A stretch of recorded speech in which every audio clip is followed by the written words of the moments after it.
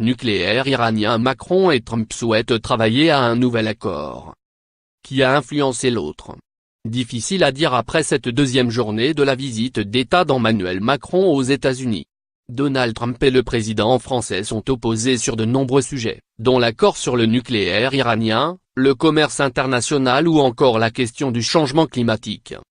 Avant son départ de Paris, le chef de l'État français était apparu très ferme en ce qui concerne l'accord nucléaire iranien, indiquant qu'il n'y avait pas de plan B.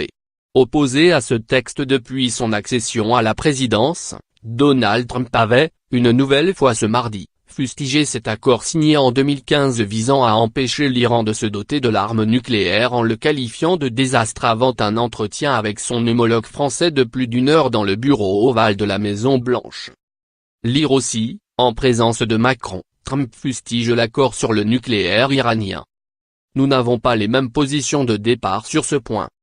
Emmanuel Macron.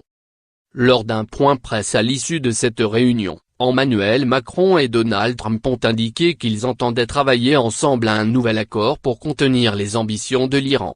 Nous n'avons pas les mêmes positions de départ sur ce point. Vous pensez que l'accord négocié avec l'Iran est un mauvais accord? Je dis qu'il n'est pas suffisant mais qu'il nous permet d'avoir un contrôle sur les activités nucléaires jusqu'en 2025, a déclaré le président français.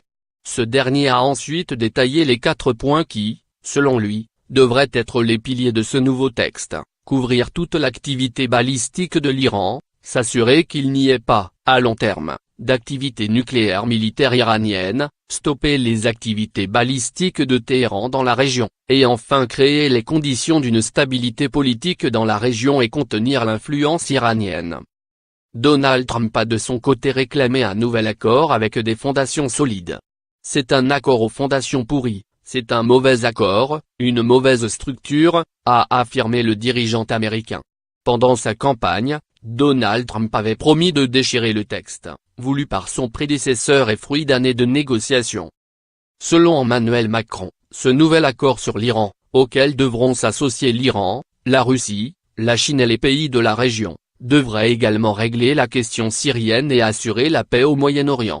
En Syrie, nous sommes engagés conjointement au sein d'une coalition internationale contre Daesh et le terrorisme. Nous continuerons à œuvrer dans ce cadre jusqu'à la victoire, mais nous devons aussi gagner la paix, et l'approche que nous avons actée ensemble permet d'intégrer la situation syrienne au travail que nous devons mener sur l'ensemble de la région.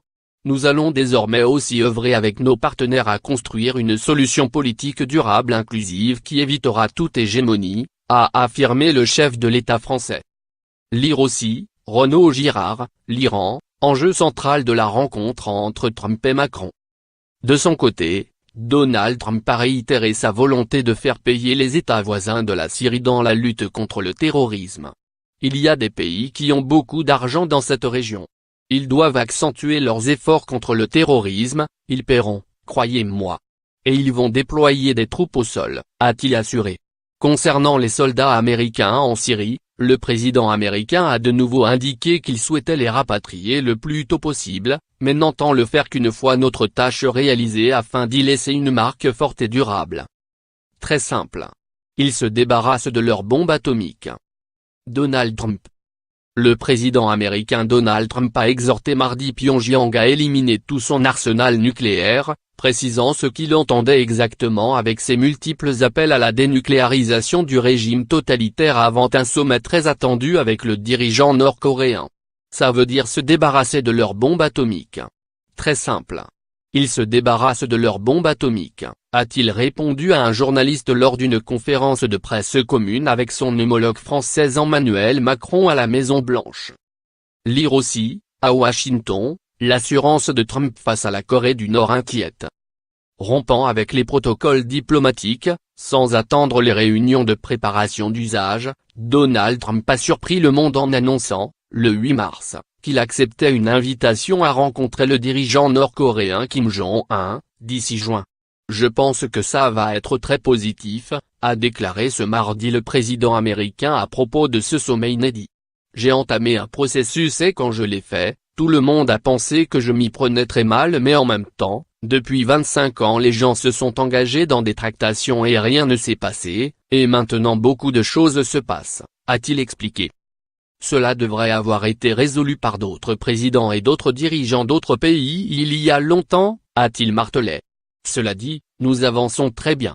Des réunions sont en train d'être organisées, et je veux voir la dénucléarisation de la Corée du Nord.